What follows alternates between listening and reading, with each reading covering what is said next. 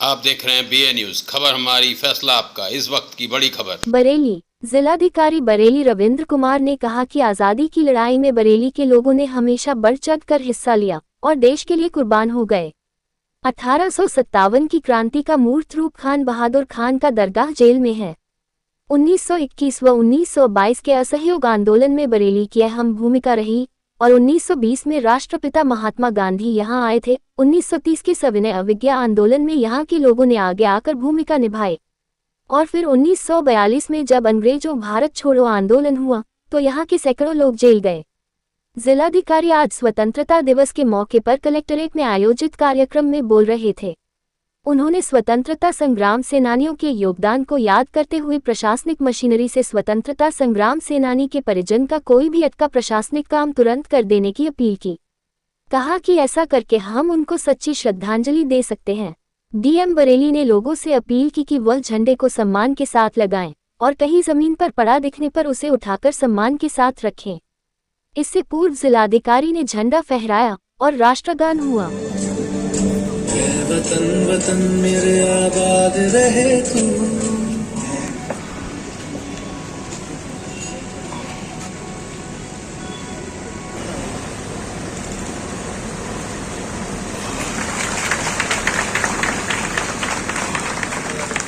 अरे जोशी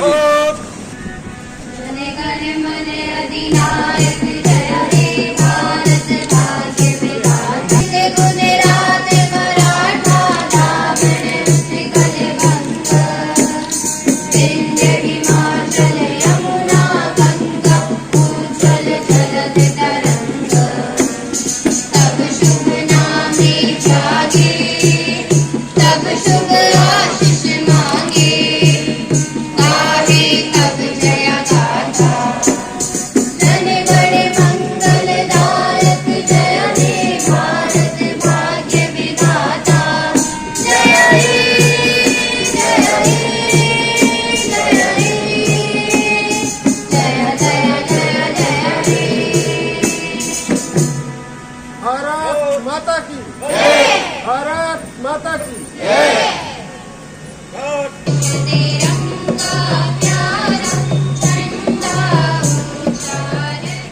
श्रीमती मेहरून निसा जी, सलीम खां जी और इसहाक खां जी। उसके बाद मैं आमंत्रित करूंगा हमारे जनपद के स्वतंत्रता संग्राम उनके आशिक नवाब लियाकत अली खां साहब। नवाब लियाकत अली खां साहब, चंद आजाद जी, CPC आजाद जी जिनको बोलते हैं। भाई साहब थोड़ा तिरछो आजाद जी, इधर देख लीजिए इधर थोड़ा सा। ठीक,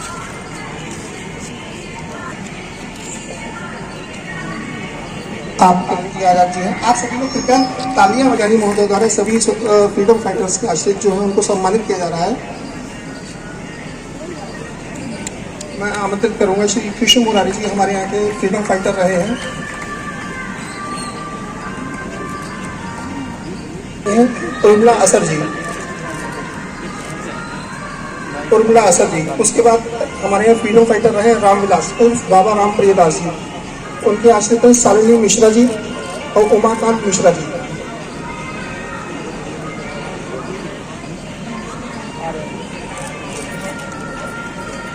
शालिनी मिश्रा जी, उमाकांत मिश्रा जी। उसके बाद में आमंत्रित करूंगा हमारे जनपद के फ्रीडम फाइटर हैं जम्मन लाल जी, अजय भारत जी, अजय भारत हमारे यहाँ अजय भारत। फिर उसके बाद में रोशन मसीह चरण जी, उनके 9 बजे दामोदर पार्क में डॉक्टर जॉनसन चरण।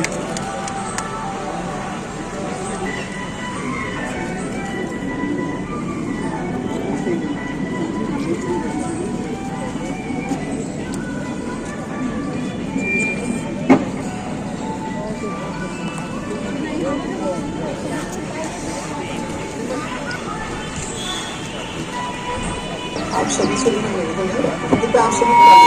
पाने तक यहाँ के लोग स्वतंत्रता की लड़ाई में सदैव किसी न किसी रूप में 1857 की लड़ाई का मूर्त रूप आपके पुरानी जेल में जो खान बहादुर खान का दरगाह है, जो ईदगाह है, वहाँ देखने को मिलता है। उस जेल में जिन लोगों ने अपना समय बिताया उनकी सूची भी वहाँ है, जिसमें मैं एक का नाम नहीं लेना चाहूँगा, काफ़ी लोगों की सूची है। और 1857 के बाद आप देखिए कि 1921-22 में असहयोग आंदोलन हुआ। असहयोग आंदोलन के पहले यहाँ राष्ट्रपिता महात्मा गांधी ने भी 1920 में भ्रमण किया था। फिर 1930 में जब सविनय अवज्ञा आंदोलन हुआ था, सिविल डिसओबीडियंस मूवमेंट, तो उस समय भी बरेली के लोगों ने सक्रिय भूमिका निभाई थी। 1942 में जब भारत छोड़ो आंदोलन हुआ, उस समय भी यहाँ सैकड़ों लोग, यहाँ के लोग जेल गए थे। उनमें से कुछ नाम हमें क्या बताने की जरूरत है, आप लोगों को मालूम ही है। दामोदर स्वरूप सेठ, पंडित धर्मदत्त वैद्य, श्री राम मूर्ति, पीसी आज़ाद, बहुत सारे लोग हैं। मैंने तो 3-4 लोगों का नाम लिया। तो ये ऐसी धरती है जिनका स्वतंत्रता की लड़ाई में काफ़ी बड़ा योगदान रहा। कुछ लोगों ने अपनी जान की कुर्बानी दी, कुछ लोगों ने अपने जीवन का बहुमूल्य समय जेल में बिताया और कुछ लोगों ने अन्य तरीके से योगदान दिया। तो उन लोगों को याद करने का ये दिन है। और मैं यहाँ चूँकि कलेक्ट्रेट परिसर में झंडा फहरा रहा हूँ, तो सबसे पहले मैं कलेक्ट्रेट के जो हमारे अधिकारी कर्मचारीगण हैं उन्हीं से अपील करूंगा कि वैसी जितनी भी फैमिली है, आज हम कुछ फैमिली को सम्मानित भी कर रहे हैं, लेकिन असली सम्मान तब होगा जब प्रशासनिक कार्य में कहीं कुछ काम रुका हो, कहीं कुछ बाधा पहुंच रही हो, तो उसको हम लोग तत्परता से मिनिमम समय में उनका काम कर दें। ये सबसे बड़ा उनको याद करने का एक तरीका होगा। इसके साथ ही देखिए 1947 में आज़ादी पा ली, तो आज़ादी की गारंटी नहीं है। क्यों? क्योंकि हमारे जो पड़ोसी देश हैं हमेशा अंदर झांकते रहते हैं, क्या पता कब मौका मिल जाए कि थोड़ा सा ज़मीन दबा लें। तो उनकी सरहद की सुरक्षा के लिए बहुत सारे लोगों ने, सरहद पे हमारे सैनिकों ने जान की कुर्बानी दी। तो उनका भी योगदान कम नहीं है। चूँकि एक बार आज़ाद हुए, लेकिन हमेशा हम आज़ादी का सांस ले सकें, इसके लिए वो लोग सरहद पे जान की कुर्बानी दे रहे हैं। तो मैं दूसरा अपील ये भी करूंगा कि यहाँ से जो भी सैनिक जिन्होंने सरहद पे जान की कुर्बानी दी है, उनके भी परिवार का अगर कोई सरकारी काम बचा हो तो उनको भी तत्परता से कर दें।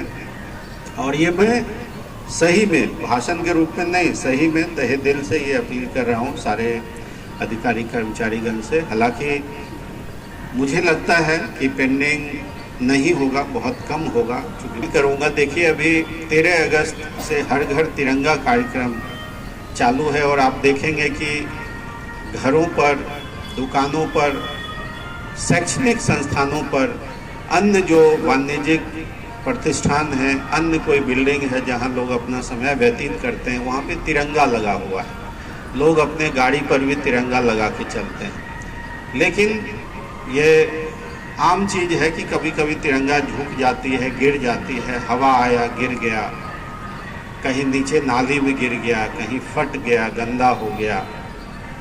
तो ऐसी स्थिति में मैं आज के जो नवयुवक हैं, जिनको सोशल मीडिया में छाने का ज़्यादा चस्का है, ज़्यादा से ज़्यादा कमेंट और लाइक पाने का चस्का है, वो सोचते हैं कि तिरंगा का एक वीडियो डालेंगे तो बहुत सारे लोग पसंद करेंगे, बहुत सारे लोग कमेंट करेंगे। इस चस्के में वो उसका जो तिरंगा नीचे गिरा हुआ है, गंदा है, फटा चिटा है, झुक गया है, उसको सही करने की बजाय उसका वीडियो बना के सोशल मीडिया पे डाल देते हैं। ये जो हमारे स्वतंत्रता सेनानियों ने जान की कुर्बानी दी, ये उनके प्रति आदर नहीं है, ये अनादर है।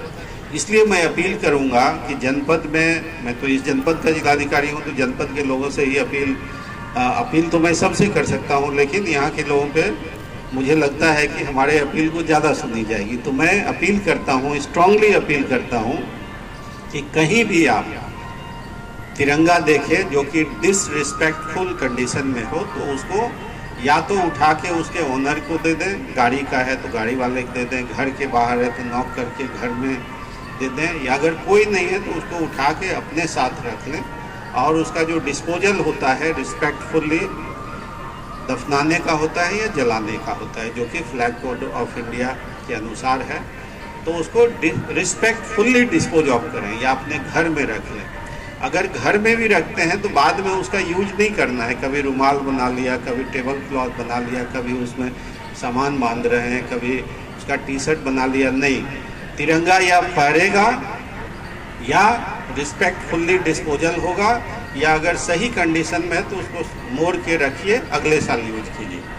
तो ये मैं अपील करूंगा कि अपने जनपद में कहीं भी तिरंगा अगर डिसरिस्पेक्टफुल कंडीशन में है तो हमारे जो सामान्य जनतागण हैं, जिनके पूर्वजों ने आज़ादी की लड़ाई में जान न्यौछावर करने के अलावे भी कई तरह के योगदान दिए, उनके योगदान को सैल्यूट करने के लिए, उनके योगदान को याद करने के लिए एक भी तिरंगा का वीडियो यहाँ सोशल मीडिया में ना जाए, बल्कि तिरंगा रिस्पेक्टफुली या तो घर में मोड़ के रखा जाए अगले साल के लिए। आज हम लोगों ने बरेली के कलेक्ट्रेट प्रांगण में 78वां स्वतंत्रता संग्राम समारोह मनाया। इस अवसर पर हमने यहाँ जिन लोगों ने स्वतंत्रता सेनानियों ने स्वतंत्रता संग्राम की लड़ाई में अपना बलिदान दिया, अन्य तरह से योगदान दिया, उनके बलिदानों को याद किया और स्वतंत्रता संग्राम के उन सेनानियों के परिवार वाले को सम्मानित किया गया। और हमने इस अवसर पर यहाँ के अधिकारीगण, कर्मचारीगण से ये अपील की, ये रिक्वेस्ट किया कि जिन लोगों ने स्वतंत्रता के लिए अपनी जान की कुर्बानी दी, उनके परिवार वालों का अगर कोई भी सरकारी काम पेंडिंग हो, उसे तत्परता से उन्हें बुला के कर दिया जाए। साथ ही साथ एक और अपील की कि अभी हर घर तिरंगा कार्यक्रम चल रहा है। मकान पे, दुकान पे, अन्य बिल्डिंग पे तिरंगा लहराया जा रहा है। अगर कहीं किसी कारण से तिरंगा झुका हुआ, गिरा हुआ, मैला नाली में, सड़क पे दिखे तो उसे उठाकर रिस्पेक्टफुली या तो जिनका है उनको दे दें या अपने पास रख लें। आजकल के युवा सोशल मीडिया पे डालने के चक्कर में उनका वीडियो बनाने लगते हैं, तो इस चीज़ को ना करने के लिए हमने अपील की है।